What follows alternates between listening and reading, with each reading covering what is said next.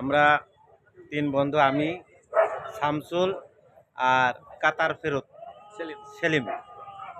তো তিনজন একসাথে হয়েছে অনেকদিন পরে, এই ছোটবেলার বন্ধু। হ্যাঁ, এইটুক তো বলার দরকার আছে। সেলিম বলো। এখন আমরা দীর্ঘদিন পরে তিন বন্ধু একত্রিত হয়েছি।